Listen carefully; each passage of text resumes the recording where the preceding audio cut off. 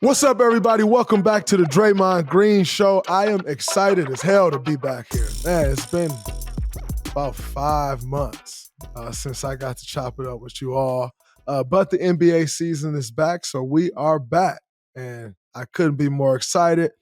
Some things have changed. I am a part of the Odyssey team now. So I am excited to be a member of the team. It's been great putting everything together. The team has been great, and the product will be great and better. So that's what this is about. Today's episode, we will get into the state of the NBA. I will personally check in with you all just on how I'm feeling, what I'm thinking, individually, team-wise, NBA-wise. Obviously, we'll have some Warriors talk. We will talk the big gambling scandal. And then I'll share just some of my overall thoughts on the league, players, who's been hot starting the season off, playing incredible teams that'll be to watch out for. And then to wrap it up, we will do some award predictions here on the Draymond Green Show coming up next. What's up, everybody? Welcome back to the Draymond Green Show. So as promised, we will get into the dubs, and let's get right into it. Man, I am excited as hell to be in year 14. I never imagined early in my career that I would make it to year 14. For the number that I always said I wanted to play was like, man, if I could play 15 years in the NBA, that would be crazy. Like that'll be mind blowing to me if I could play 15 years in the NBA. And here I sit at 14, and I'm like, oh yeah, like I'm gonna play longer than 15. I was talking to Mike Dunleavy, general manager of the Warriors. I was like, man, sitting there talking, I'm like, I feel incredible. Like my game that started around in the form. Like I actually feel more ready for the season, like 2 days leading into the season today, than I even did in year 6 or 7. Like I feel like I'd have found a rhythm already. And it's interesting of just how much as you go, the further you go, how much you know exactly what you need. Like I've always come into every season like with the question of, did I do enough in the summer? Like just always, every year I would come into the season like, I just don't, with the fear of, I just don't know if I did enough. This year, I came into this season knowing I did more than enough. I'm totally fine. I'm gonna find my rhythm, but I'm good. Like I've done enough. Like I'm ready. I'm in a perfect spot. As this camp go, I want to cut 5 pounds. I want to do this. I'm gonna keep working on it. Like me and Trav getting in the gym extra. Christian, young fellow on our staff, Jacob Rubin, like we're getting our work in. And it timed up so perfect to be ready for the season. I was like, man, I told Mike though, I said, Mike, I feel so great. I'm gonna say this to you now. I said, man, but last week I didn't know like if my game was coming around fast enough. I said, so I started to wonder. He was like, and he chuckled and laughed and he looked and he said, you started to wonder what? Like, was it not coming back? I said, yes. Like, it's like, damn, is it happening to me now? You know, like, because one thing's for certain, when you start to lose your game, when your athleticism started to go down, you know first, you know before anybody else. Some people fight it more than others, but you know first. Like, it's not like a reporter's going to be like, oh man, it looked like so-and-so slowed down or don't jump as high. No, you know first.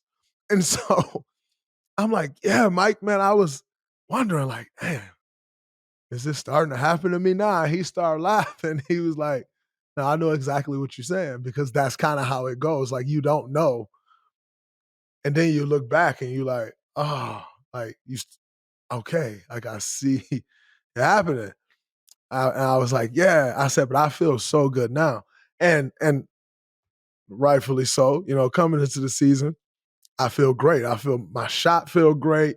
My game feel great. I feel like I can make the reads, like my passing, like I can make the passes. I can see it and make it. Like that rhythm came back. You get the preseason a little bit, and you see a pass. That's crazy because I told JK a couple of times he liked that lob, and I'm like, JK, I saw you, but my body ain't reacting fast enough yet to actually get the pass there. But I just want you to know I saw you. You keep making that cut. I in a week or so, I'll get it to you. And so that's where I'm at now. Like all of that stuff has come together, and I feel great.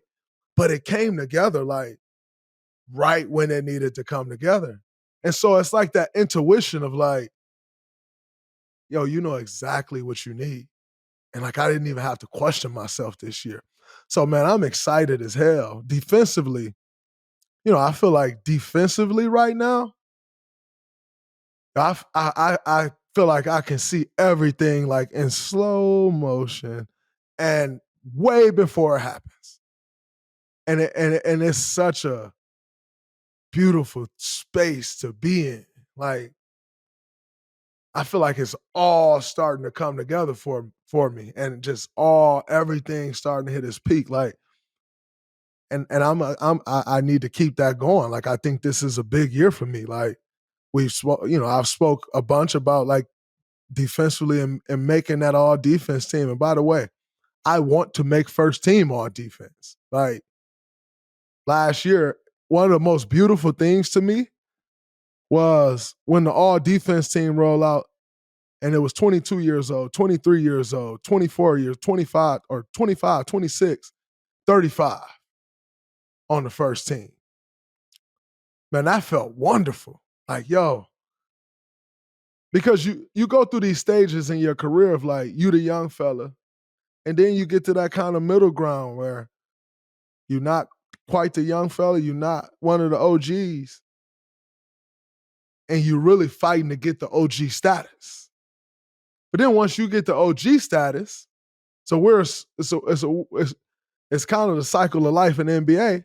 Once you get to the OG status, guess what you want to be again? You want to be with the young fellas. They start making their hay and they start taking over the league and making all the teams and becoming stars. And so then you want to be with the young fellas again. And so for me, on the all defense team first team to see my name and age next to them young guys, like don't get me wrong, I still think I'm the best. But then you see all them young ages there and you understand it. And so I have so much gratitude to do that. But guess what? I fucking want to see 36 next to 21, 22, 24, 26, 36. That's the goal now. I want to put my name back in the hat again for Defensive Player of the Year. I want to put my name in the hat to possibly be an All-Star this year. And more importantly than all, I want to win another fucking championship this year. And I think we have the team to do that. I always say one of the most important things you need to be able to do when you're trying to compete for a championship is you need to have different lineups that you can go to. You can go small. You can go big. You can go defensive. You can go shooting. You need to have a variety when it comes to the lineups you can put on the floor. And we have that variety again. And it's so exciting. That's not even with Melt back. Moses Moody's just been back for one game. Moses is going to get his foot under him. Get his legs underneath him. Right? So we still got more guys coming in. I feel great about our team. Like we can really match up wherever we need to match up. And that's when you start talking championship. And so obviously go through the season, you're going to hit your peaks, you're going to hit your valleys. That's just the nature of the beast of what we do.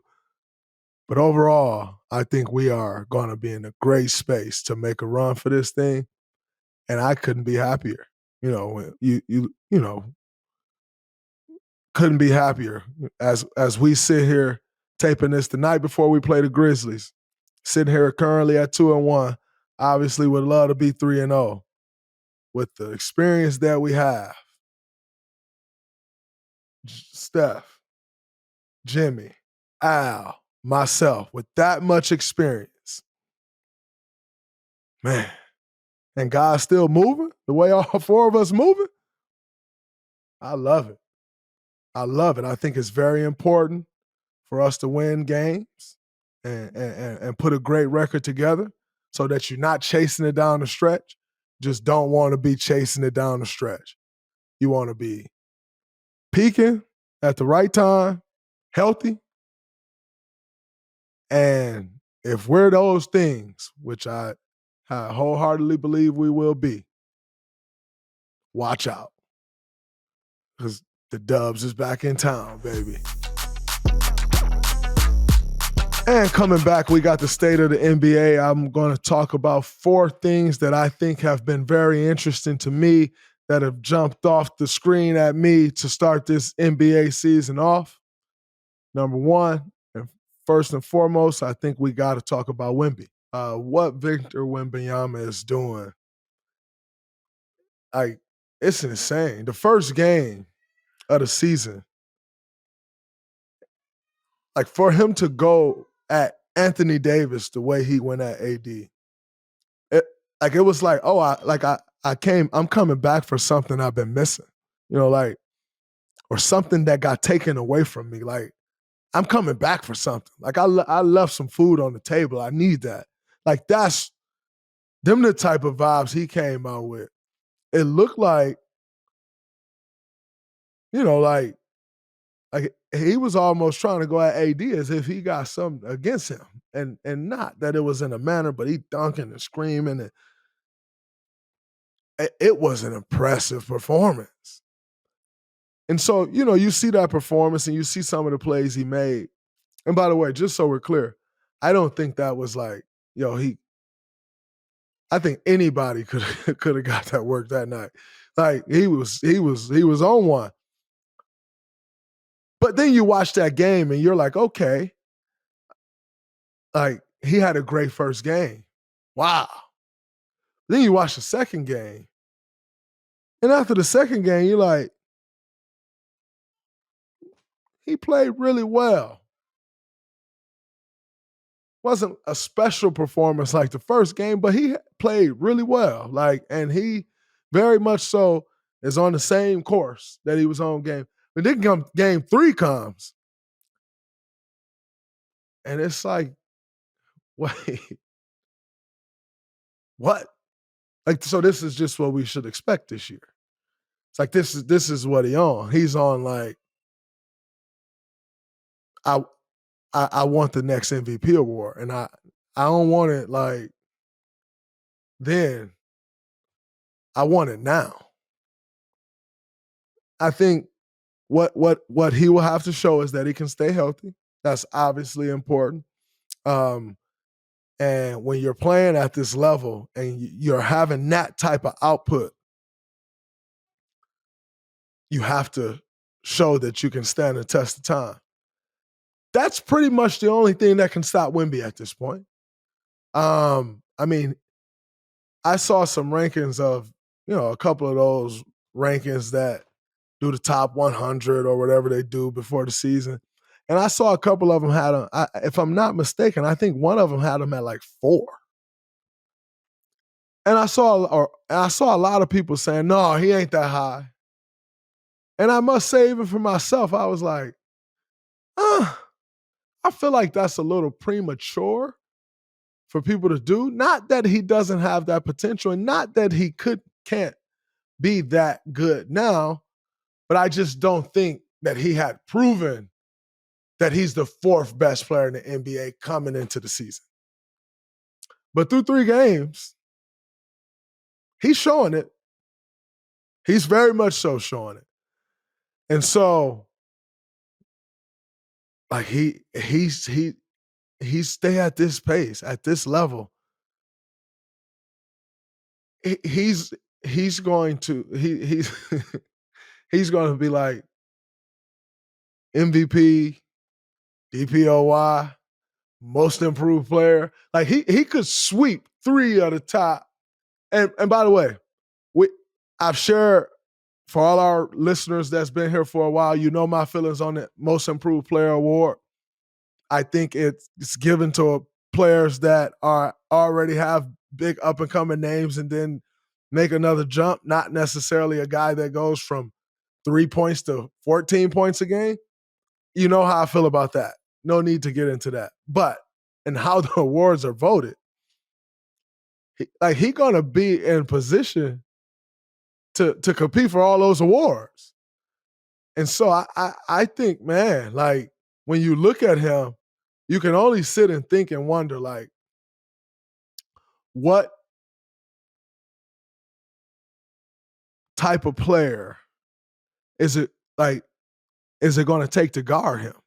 Because in this league, everybody has kryptonite. I don't care how good you are, like the best, absolute best players in the world. Everyone has something that bothers them. And so now with the way that Wemby is playing, what's going to happen is these coaches, these assistant coaches and video coordinators and video guys in the video room, they're going to become obsessed with what type of game plans can they build to affect him. And so that's going to become the thing. Like when you're that good, that becomes the thing. Like what type of game plan can we build to affect him? And so I said all of that to say, it's going to be interesting to try and figure out what's the type of defender that you need to put on Wemby and what's the scheme that you need to put on Wemby to affect him. That's kind of what it's going to become. And so when I watch him play, and he's so well-rounded, man, like he's going to the post and just sitting in front of the rim and duck in, and his finishing at the rim is crazy. So it's hard to really put a small guy on him because then they got that advantage, and he don't need to like get right next to the rim. He can be at the block and just like kind of stretch over you. But our first initial thought, you need someone that can move their feet with some length that can crowd him and try to make him uncomfortable. That's my first initial thought when I think about Gardner. But then how does that work when he's ducking in at the rim? Are you willing to give that up? Because how often is he going to duck in at the rim? Has to be kind of the thought, right? Like, yeah, but I'm willing to give that up to take all the other things away that he does, because if you got a bulldog, maybe you can push him off the post and then you can crowd him. Like those will be the thoughts. And so it's going to be interesting to see as this season goes on what type of schemes are going to start being thrown at Wemby. And lastly, I think the question that everyone has is, with the growth of Wemby, and obviously Joker, who Joker is, and obviously Shea being who Shea is are we worried about the next Olympics?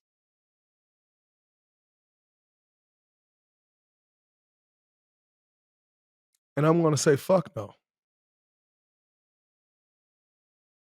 Because I'm an American and that's what we do. We win the Olympics. So until somebody stopped that, I see no reason to be worried about that. Period. And our second topic in the state of the NBA will be top week one performers. And the guys that I think won the week, obviously we spoke about Wemby. Steph Curry won the week. Like, Steph Curry looks like MVP. Steph, toss my name in the bucket. I got a little bit of something to say. Steph Curry. Oh, y'all thought I was slowing down. Look at this, guys. I got better again. That's the Steph we saw in week one, and that's the Steph I think we will continue to see. I think another guy who definitely won week one was obviously the MVP, Shai Gilgeous-Alexander. It is week 1 of the NBA season, and he already got y'all crying about how much he is getting to the free throw line. And that would be him saying, hey, guess what, guys? Y'all remember how much I got to the free throw line last year? Well, but guess what? I got better. So I'm going to get to the free throw line a little bit more this year because I got better. And I'm a champion. I'm a finals MVP. I'm even more confident than I was. Oh, and my shoes selling off the shelves. My confidence is through the roof. And I got better. So Shea is also in our top week 1 performers. Another guy who has not been in the top performers of the week very often, but he must be in the top week 1 performers, is Aaron Gordon. AG, incredible week. Obviously, unfortunate they couldn't close the game against us. He had a 50 ball. But, man, take my hat off to AG. What he is doing out there, the way he continues to improve and add to his game is beautiful to see. If the 10 threes wasn't enough, I got a 360 windmill off a lob for y'all if you need a ooh and a ah. And if you need to remember how I looked in a dunk contest. So I take my hat off. Shout out to AG. And our last top week 1 performer to round out our first week is Chet Holmgren. Man, Chet been playing some incredible basketball there, 3-0. I think Chet started off last season looking great. Had the hip injury versus us, ironically, and obviously didn't become an all-star. The way Chet is playing, a lot like Wemby, and everybody's talking about Wemby. And I remember initially there was kind of this Chet-Wemby rivalry that everybody was talking about. Chet goes and get a championship, but then no one really wants to talk about that anymore. And Chet looked like he's saying, hey, wait a minute, guys. I got something to say. So I think Chet, obviously, like Wemby, has to prove that with that output, I can stay healthy and I can continue to do that because you have to prove that, right? Like that, or you just can't get in that conversation. So Chet staying healthy, playing the way he's playing, probably reach his first All-Star game this year if he keep that up, especially as a champion. And so got to round it out with Chet, doing it on both sides of the ball, offensively and defensively. That's our top week 1 performers. We can get to the Western Conference, which is a complete bloodbath. And obviously, we're only 3 games into the season. Everybody's jumbled up somewhere from 0-2 to 0-3 to 1-2 to 2-1 to 3-0. We're all right there. But if you cannot see at every night, the Western Conference is going to be a bloodbath. I mean, look at our game against Portland. Like, Portland looked like a good team. So when I look at this conference, Spurs look good. But when I look at the conference, I think the true contenders, in my mind, when I think about this, is like OKC, yours truly, the Dubs, back in the Dubs Invitational. Denver, obviously Joker, champion, always going to get them a chance. They always going to be right there. Nightmare, matchup nightmare for everybody. They always, the way AG's playing, Aaron Gordon has looked good. They're always right there. They're gonna make a run for it. And then I think you got to look at both LA teams. Like, both of those teams need good breaks, right? Like, you got Bron starting off the season on the bench, unhealthy. We just found out that Luka's going to be out for at least a week, with some injuries, and so they'll need it to break right. And then obviously the Clippers will need Kawhi to be healthy. Kawhi is starting this season off strong. They'll need him to be healthy, right? Like, and again, we all need health on our side, but they're going to need health. You need Kawhi going through the full season and being healthy coming out of it. And obviously Kawhi has struggled a bit, not his fault, just what has happened with his body, and I know how much it means to him to want to make it through this entire season and make a run at it in the playoffs. He hasn't quite had that opportunity in a while. And so I think with a couple breaks for them, couple breaks for the Lakers, they're serious. But those are the teams that I see right now out the gate where I'm like, yeah, I think those are the contenders in the West. And my fourth and final topic in the state of the NBA would be the Eastern Conference. And quite honestly, I just don't know that the East has any teams that can compete at a championship level with the teams at the top of the West. Obviously, Boston being down right now, I think plays a huge role in that. The Cavs haven't been able to show that. Darius Garland ain't playing. So, obviously DG get back, you need to see how all of that come back together, right? Like just because you had a good year last year doesn't necessarily mean things come back together like that. Teams have had a whole year to scout your offense, so maybe that'll look different now. Like, so you have to put all the pieces. Lost Ty Jerome. I think he was big for that locker room. I think he was big for that team. Tristan Thompson now with that team, right? So when I look at the East, I just right off the bat, I don't see any teams that can compete with the teams at the top of the West at a championship level. I don't foresee that. Milwaukee's still figuring it out. I just do not see.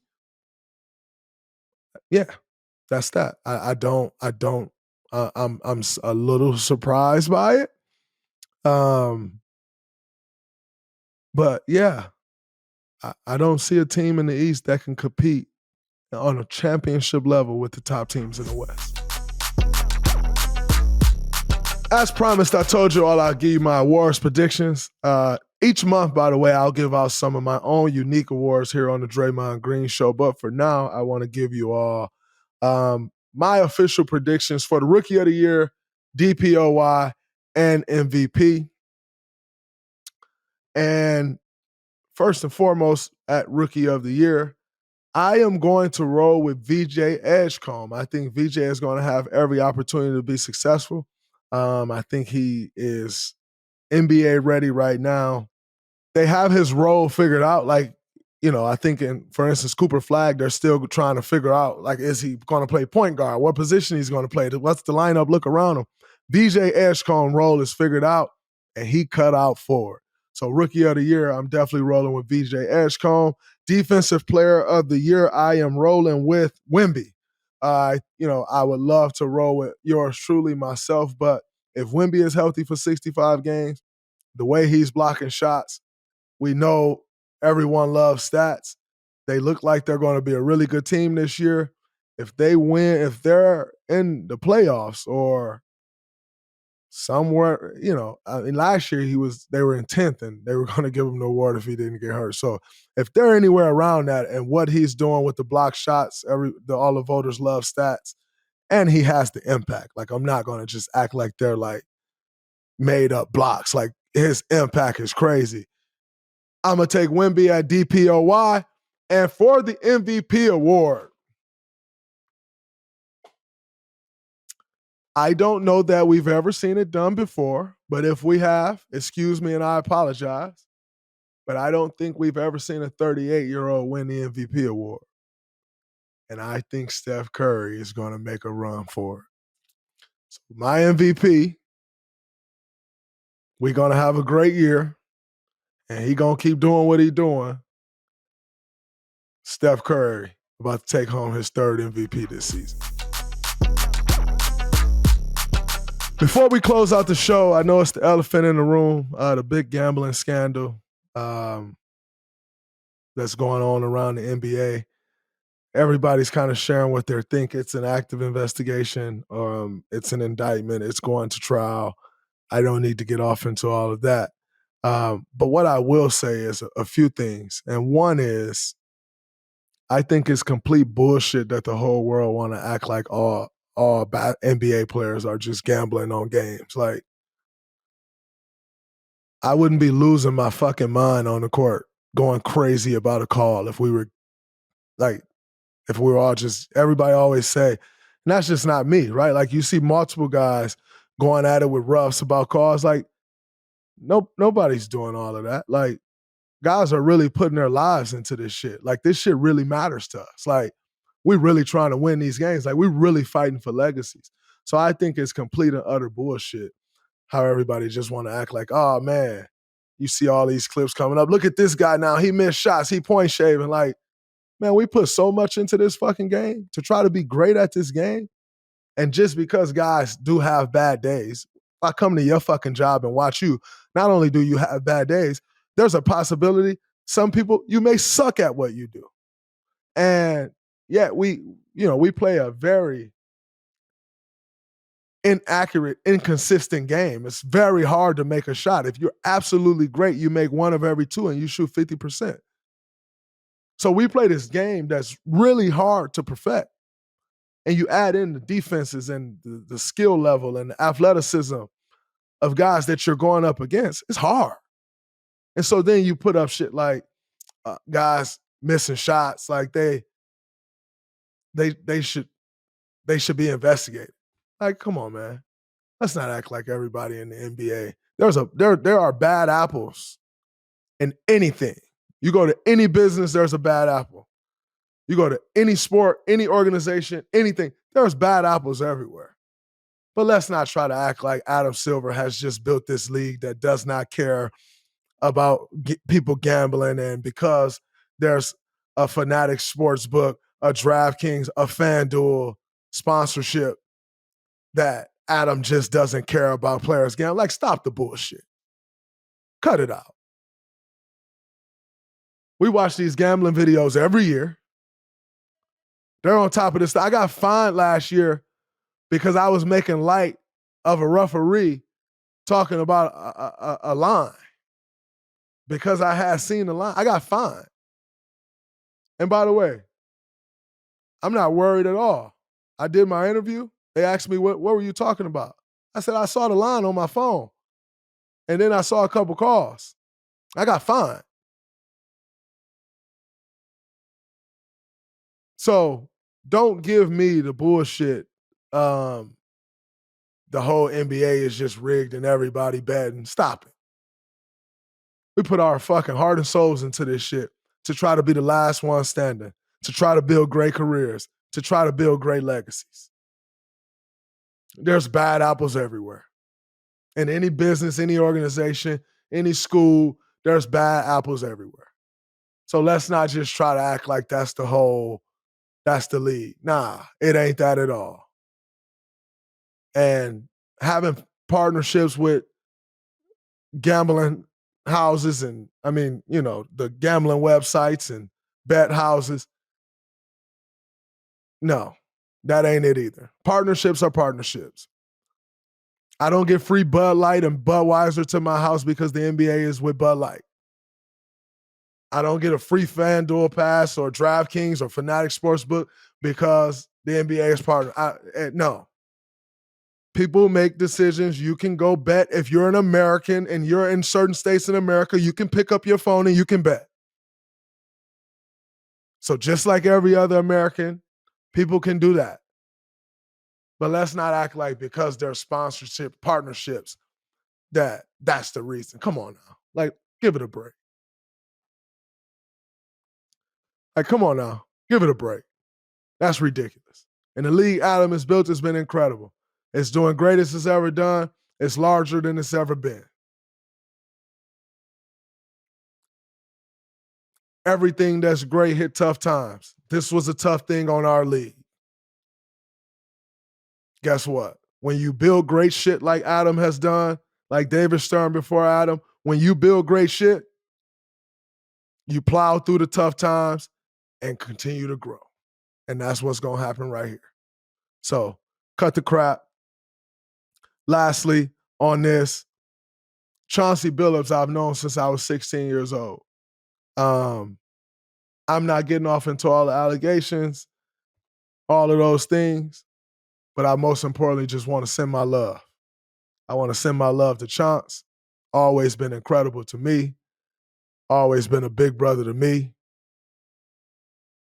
Always showed me nothing but love. I send my love back to Chance's family. I send my love. I send my support. So I know how hard it is on them. everybody, I don't, again, I'm not getting off into the allegations. They are what they are. You can read them for yourself. But most importantly, more than anything, I send my love to my big brother. I hope everybody can figure this stuff out, that our league can move forward with the reputation that this league deserves, that this league is built and earned, and everybody can figure their stuff out, and I wish everybody well. But I want to send my love to my brother. Man, that was so amazing to be back here in this chair with this microphone, with this camera, and this platform with you all. Our love to our loyal supporters, our listeners, our subscribers. This is year 4, and I can't thank you enough for taking in what I have to say about the NBA and all other things. I do not take your time for granted and your listening ear. As someone who likes to share my thoughts and share my opinions and help educate, I hope you enjoy and I hope you continue to come, because we will have a lot of fun here this year. Make sure you check us out Thursday on our next episode. Until next time, deuces. If you're rocking with the Draymond Green Show, be sure to click follow on your favorite podcast app. And while you're there, go ahead and drop a 5-star rating and leave a review. I want to hear what you think, and it would also mean a ton to me if you share it with a friend that you think would enjoy it. Let's keep this thing growing. The Draymond Green Show is presented by Odyssey and executive produced in conjunction with the New Media. Our executive producers are Leah Reese-Dennis, Danny Friesinger, and Greg Holtzman. Video production and creative design by Kurt Courtney, Tim Meikle, Lauren Vieira, and Evan O'Brien. Special thanks to the team at the New Media and the team at Odyssey.